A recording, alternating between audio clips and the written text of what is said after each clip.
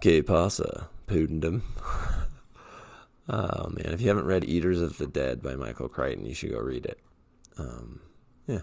Anyway, apologies for the absence. I had a raging headache for 2 days straight, and it wasn't very cool. But I'm back now. I think the weather is stabilizing a little bit, so I'm getting less headaches. So that's cool. Typewriter Series today at 479. Here's your wheat paper.